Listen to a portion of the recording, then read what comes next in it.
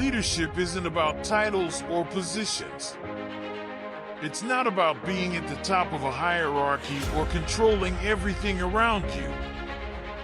Leadership is about impact. It's about how you inspire, guide, and transform the people around you. But here's the catch. True leadership demands courage, the kind that pushes you to look beyond yourself, to realize your strength lies not just in what you do, but in what you ignite in others. In a world where authority is often confused with control, being a genuine leader is rare.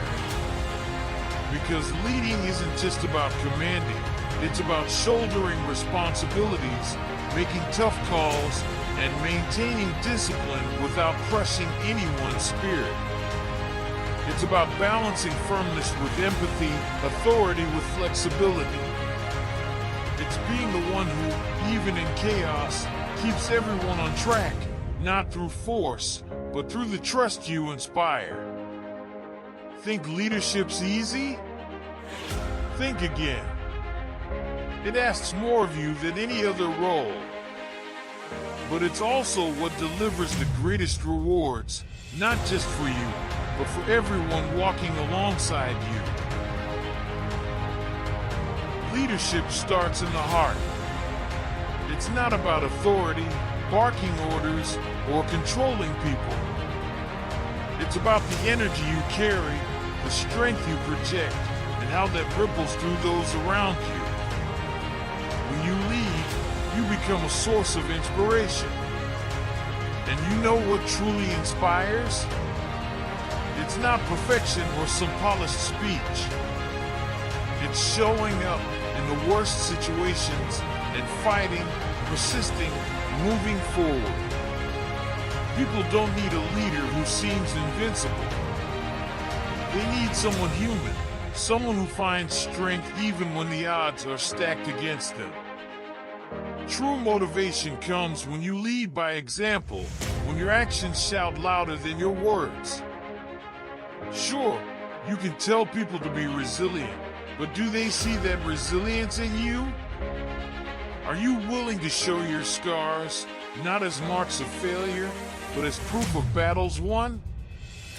Inspiration isn't just about leading, it's about empowering people to believe in themselves. It's about showing them that even in the face of chaos, there's a way out, and they can find it too. Motivation doesn't come from pushing people forward. It's about pulling them, walking alongside them, sharing the struggles and the pain. Being a leader means carrying others when they're too drained to take another step. It's about being the strength they seek when they feel lost. But to do that, you've got to be someone worth following. After all, nobody's inspired by empty words. People are inspired by real actions and those who live what they preach. Making decisions means carrying the weight of knowing that every choice shapes the path ahead. There's no room for hesitation when the responsibility falls on your shoulders. Being decisive isn't a luxury, it's a necessity. The world won't wait for you to feel ready, and opportunities won't hit pause for you. If you don't act, the moment slips away, leaving behind only regret. You know what holds most people back from deciding? Fear. Fear of failure, of making the wrong choice, of not being good enough. But here's the harsh truth no one wants to face.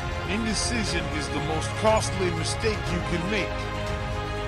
When you hesitate, you don't just lose time, you lose the trust of those counting on you. Doubt doesn't just weaken you, it weakens everyone around you. Making firm, quick decisions doesn't mean being impulsive or reckless. It means trusting in what you know, what you feel, and what you've experienced.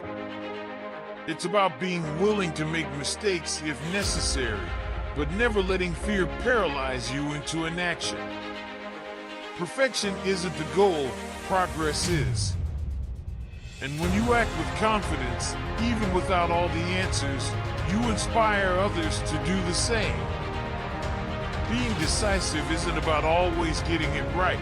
It's about showing that you're committed to what you believe is best. And that takes guts. The courage to take risks, to face the fallout, and to get back up if things don't go as planned. Because, in the end, a real leader isn't someone who never makes mistakes. It's someone who never shies away from the responsibility of making the call. Discipline is the bridge between intention and achievement. Without it, no matter how much you dream, plan, or want something, you'll never move forward. Order isn't a limitation. It's the framework that keeps you going, even when everything feels like it's falling apart. And here's the kicker. Most people fail because they can't stay disciplined. They start strong, full of energy, but when exhaustion or monotony sets in, everything crumbles. Keeping order and discipline isn't just about external control.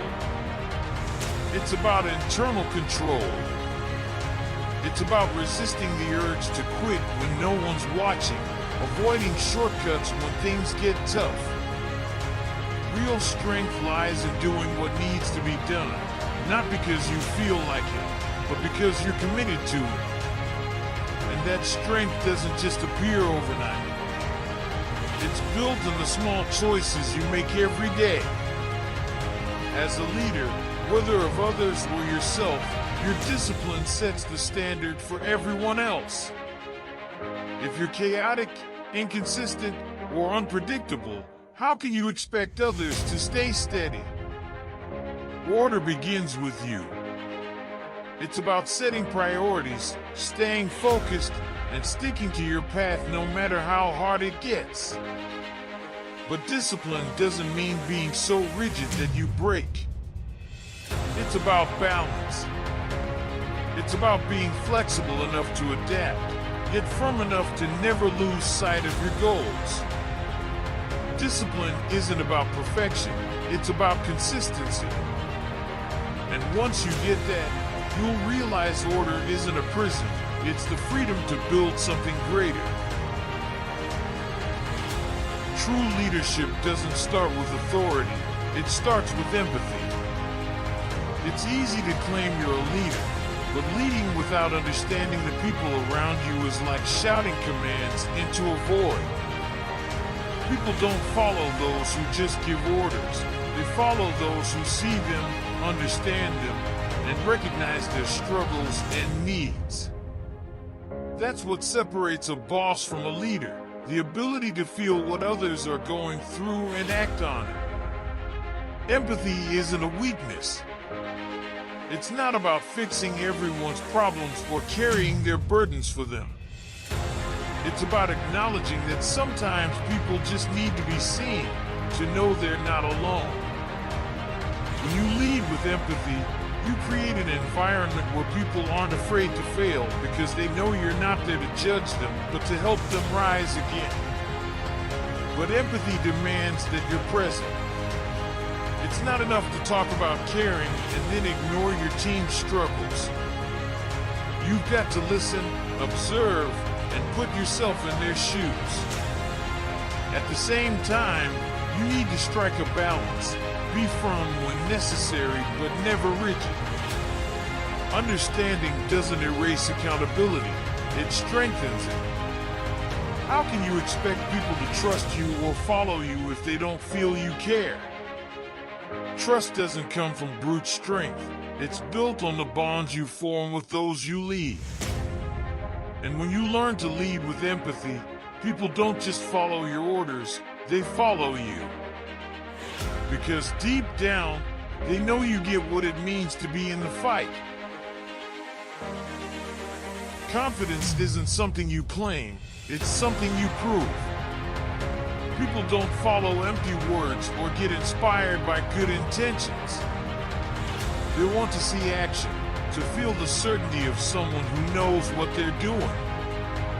Competence is the foundation of confidence, and without it, your leadership is just a house of cards waiting to collapse under pressure. Here's the thing, showing competence isn't about knowing it all. Nobody knows everything. It's about having the courage to act even when you don't have all the answers.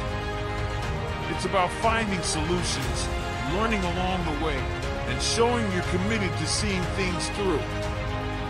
Confidence grows when people see you don't shy away from challenges, that you face them head-on with determination. And no, this doesn't mean being perfect. Perfection's a myth. What really matters is consistency, how you handle tough moments, how you deal with failures, and how you turn every mistake into a lesson. People don't expect you to be flawless. They expect you to stand firm, learn, and get better with every step. When you demonstrate competence, you don't have to demand respect. It comes naturally. People trust you because they see you're in control and know where you're headed. And this creates a powerful cycle. The more you prove your ability, the more trust you earn, the more you inspire, and the stronger you become as a leader. Ultimately, it's not about showing you're invincible. It's about proving, day after day, that you're reliable. Because when you lead with competence and confidence, people don't just follow you, they believe in you. Real leadership isn't about being too rigid or too lenient, it's about balance. If you exercise authority without flexibility, you break people's spirits. But if you're too flexible, you lose control and respect. It's in this delicate space, between firmness and adaptability, that a leader emerges, one who people follow willingly. Authority doesn't mean being a dictator. It's earned through trust and respect, not fear. When you lead with authority, you set clear boundaries, establish that you're in charge, and provide direction. But here's the key, life isn't linear. Situations change, people stumble, and that's when flexibility steps in. Not to cave under pressure, but to adjust the course without losing sight of the goal. A balanced leader knows when to be tough and when to give some slack. They understand that progress doesn't always come in a straight line, but often through smart detours that honor the moment and the condition of those with them. It's a mix of strength and empathy, control and understanding. Because leadership isn't about power, it's about results. And the best results come when you strike that perfect balance. You can't be so authoritarian that people are scared to approach you. But you also can't be so lenient that they lose their way. Balance is what earns people's trust, keeps them following you even when the path gets tough. They know that with you, there's firmness to make decisions and flexibility to adjust the sails when necessary. Being a leader means carrying a weight that most aren't willing to bear. It's being the force that moves people when they can't take another step. It's being the anchor in the storm and the guiding hand toward the horizon. True leadership doesn't thrive on fear, it grows from trust. It's not sustained by imposition, but by example. And above all, it doesn't endure through brute strength, but through adaptability, inspiration, and understanding. When you lead with purpose, you don't just hit goals, you change lives. And that transformation, at the end of the day, is what defines the legacy of a true leader. Now, the question remains, are you willing to step into the role leadership demands? Because leading isn't for everyone. But for those who take on the challenge, the impact is everlasting.